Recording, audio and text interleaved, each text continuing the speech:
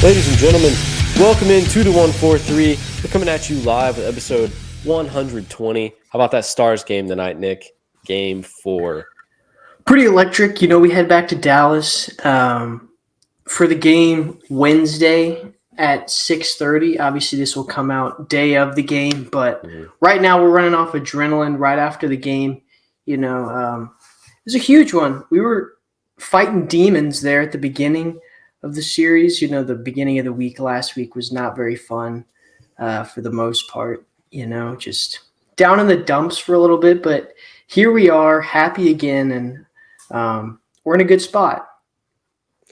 Yeah, both Dallas teams, Stars and Mavs, as of right now on Monday night, traveling right now, series tied 2-2.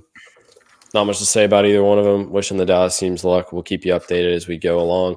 This is your draft recap episode. Pretty crazy draft.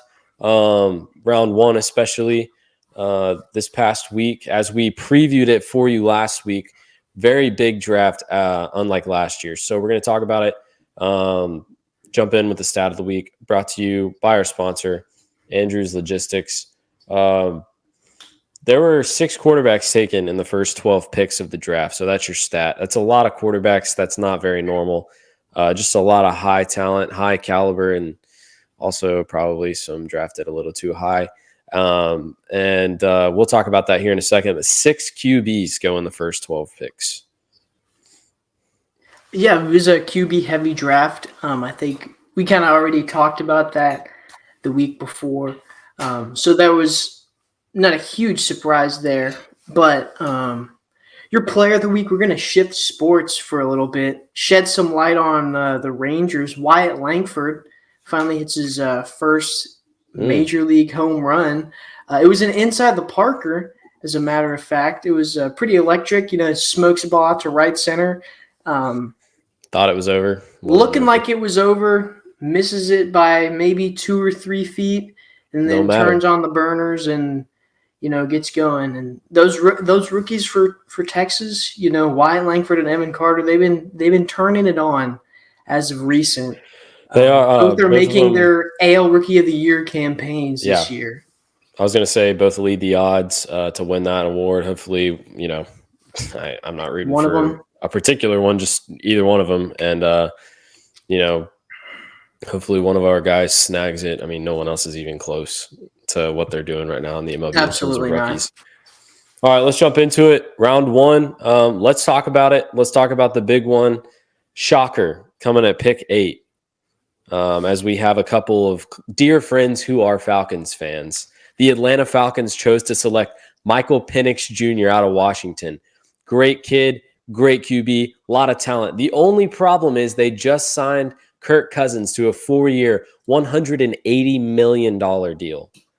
And then they draft a quarterback round 1 instead of deciding to get him some help to help them win right now. Nick, what do you think about it? Obviously, very, very questionable pick. I honestly had no idea what to think about that one because, I hadn't even considered the fact that the Falcons would take a quarterback. You look at everyone who was still on the board at that point. Odunze was still there. Brock Bowers. There were some Dallas Turner. There was tons and tons of talent, and then they went with a quarterback, which was not what they needed. I think Kirk Cousins is good enough to get the job done for him. That was that's what they thought because they not signed an him. aspect that they needed to bulk up on was quarterbacks. They could have. I would have taken literally anybody else. Not that Michael Penix is necessarily bad, but the Falcons did not need to draft a quarterback in the first round. No, I'm going to sit here and say that it's one of the most boneheaded drafts from Atlanta that I've seen in all time. Look, here's the thing. I think Michael Penix, honestly, was one of the more underrated quarterbacks. I think we said that last week coming into the draft. I like Michael Penix a lot. But the thing is, he doesn't make sense in Atlanta just because they just said in a press conference after drafting him, if he sits for the next 4 or 5 years behind Kirk Cousins, the dude's already 24. Like, what were you drafting him for? So he could start when he's 30? Like, he's going to have to play behind Kirk Cousins. And honestly, I would argue that the most play ready quarterback right now, like out of all the 6 guys that got drafted first 12 picks, the guy that is probably the most ready to start in the NFL right now is Michael Penix Jr. because of his style of play and his longevity and like just the fact that he's played so long in college, right?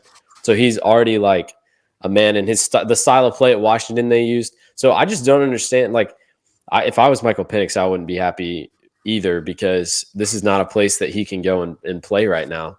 I mean, he might not see a game for like 3 years, depending on how Kirk Cousins does. Yeah, that was had no idea what the front office was thinking there. Another interesting swap was I guess it was the Chargers pick, which they went after that offensive tackle from Notre Dame, Joe Alt. You know, you got to feel for he's supposed to be really good. You got to feel for Malik Neighbors low key in that situation, because in every single mock draft they had him going to the Chargers, and obviously that would have been a way better situation for him. You know, they got a new coach there, and then he would have gotten to play with Justin Herbert, which would have been a way better quarterback duo for him to have. And then he falls to the Giants, which frustrates us as Cowboys fans because he's going to be giving us some fits. It doesn't bother me. The Giants are awful. But Joe Alt, solid pick for the Chargers. You need to protect the quarterback. I mean, that's a name that says, 12 years, starts every game, retires. It's another Zach Martin right there. That's a Hall of Fame offensive lineman name right there. That's like, I see longevity there. Yeah, I would say it was a very offensive heavy first round, very offensive heavy draft. Like we said, it was going to be. Bears got Caleb Williams number 1 overall, which was not a shocker. And then at number 9, they snagged Rome Odunze. Huge pick from them. I don't think they really needed Rome Odunze. I'm not sure where Rome Odunze fits in their offense right now because they already have 2 bona fide wideouts, and Rome Odunze is not a slot receiver. So that's an interesting. They definitely got. They had already bulked up their wide receiver room. So But Keenan Allen's pretty injury prone. I guess you never know. Jaden Daniels goes to the Commanders. I feel sorry for the kid. Maybe he'll have success there, but we can't really root for. He's going to get tossed around by Micah Parsons twice a year. Hope so. Yep. Drake May, Patriots found another quarterback who is another Mac Jones, in my opinion. So, maybe a little bit better, but they're still trying to find Brady's replacement, and I don't think that they're hitting on very many of them, I will say. The other thing, to be fair, is their entire offense is kind of a mess right now. They don't they don't have any weapons. They don't have any help. Yeah. The defense is, it's okay. But yeah, the Patriots, they're fighting to find that Tom Brady again. Mac Jones was not it. Nope. Didn't think he was very good to begin with. And I don't know about this Drake May kid. I don't think he's going to do it for him. They drafted some young players for their offense, so maybe they can develop guys or something like that, but I don't think Drake May is going to be it. I would say there were a lot of guys that were just so good and went to places that I felt sorry for them. Like we said, Malik Neighbors, like Brian Thomas, the other LSU receiver, he's going to the Jags, and Trevor Lawrence just overthrows everyone. So it's like he's tremendously talented going to a place with a quarterback who might not make it through that 5th year. Marvin Harrison, another one, going to the Cardinals. That could be either or. The Cardinals have just been really struggling lately, but Kyler's back fully healthy. So Kyler pretty much has one more year to prove that he is a starting quarterback for the Cardinals. I would say J.J. McCarthy. The Vikings got their guy. I think they were really hoping to get him. J.J. McCarthy goes to a pretty stacked Vikings offense with a very good coach. The only problem is J.J. McCarthy, is not very good. So now he's a winner. Don't get me wrong. But he's a winner because of the team that he was on. He did not do much quarterbacking. I didn't think he was all that great at Michigan. That national championship win, you can accredit that to their defense, running back duo that they had. Yeah, and their defense, their running back duo. But I was not all that impressed at all with what I saw from JJ McCarthy. I mean, he is going into a great situation, though, like Joseph mentioned.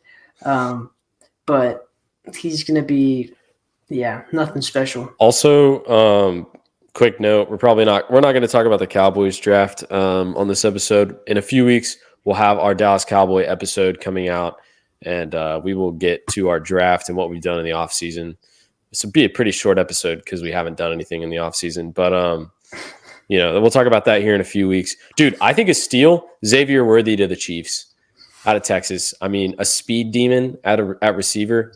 That's what Patrick Mahomes needed on offense right there. I think they stole that pick at 28. I think he really only works for the Chiefs, to be honest with you. Yeah, obviously he's out of Texas, so I'm not gonna, act like he was anything special. Okay, well, he was pretty special. Obviously, he was okay. I'd say he's also just fast. You know what I mean? Decent pick by the Chiefs. But he also had drop problems in college, which is funny because the Chiefs. Kadarius Toney 2.0? Yeah, maybe. You never know. It's hard to tell with these guys. Dude, another steal, pick 31. Ricky Pearsall out of Florida. Dude's a dog. He had some impressive highlights there at Florida this past season. Since going to the Niners too. Xavier Worthy, there were a surprising amount of Texas players that got taken in the draft. Yeah. Or at least for Texas me, I guess it surprised me how many people came out of Texas. Well, they were finally good this year, so it's been forever. Shame they didn't do anything with it though.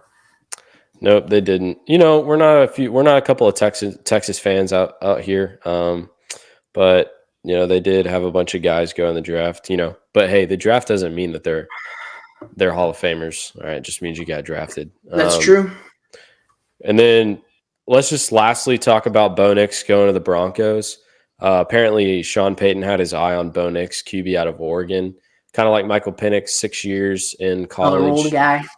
Yeah, I don't know what you think about that pick. I'm not sure. I feel like if Sean Payton really works with him, he could maybe be something good, but I was not super impressed with Bo Nix, but they did get his guy Troy Franklin, his receiver. So I mean, he could be. He just needs some development probably, but he's definitely older.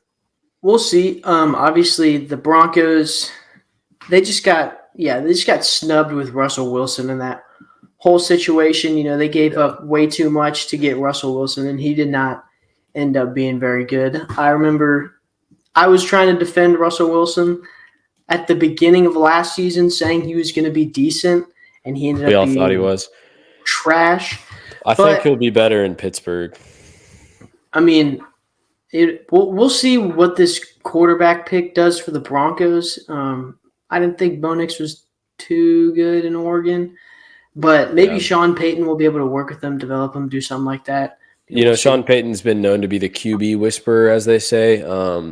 Worked with Tony Romo back in Dallas, obviously Drew Brees in New Orleans. And those guys were a couple of greats, but we will definitely see with Bo Nix.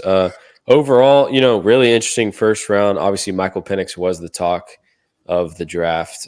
Just a shocking pick out of Atlanta. People have been ripping Atlanta, and let's be fair, Atlanta deserves every bit of it because since losing the 28-3 lead in the Super Bowl, Atlanta has never been the same. And they're drafting like they have no clue what they're doing, if I'm being completely honest. So, I mean, not impressed. With getting Kirk Cousins in the offseason and then where they were pick-wise in the draft, I mean, they had kind of a big chance to make some good moves and take steps in the right direction. I thought they were going to take Rome. Wasted it. I thought so as well. But they just kind of wasted an opportunity there, if you ask me. Yeah. I mean, the Falcons, we'll see what they do, but I think everybody was a little shocked. Kirk Cousins was shocked as well. He came out and said he was a bit confused, and I would be too if I just gotten paid a bunch of money to be the quarterback, and now I got to worry about a young guy. What are we doing here? It just doesn't make sense, like Michael Penix. I think he's good, but it's like they have a quarterback they just signed out of free agency and paid to be their long-term quarterback. So it's like it doesn't really make sense. Maybe if Kirk was on a 1-year deal, it would make more sense, but they just signed him to a long-term contract. So, but we're not Falcons fans, so it doesn't matter. You don't have to worry about that. We have plenty of our own problems Yeah, we to worry do. about here in Dallas. So, here's like to end our shows in under review. I brought you a quote from Marv Levy, and he played for the Buffalo Bills, and he said, "The harder you work, the harder it is to surrender." And that's the truth. Amen. That is the truth. Take that with you for the rest of this week. Thank you for tuning in this week. Continue to watch the Mavs and the Stars in the playoffs, and have a good week. We will see you next week with another episode of Under Review.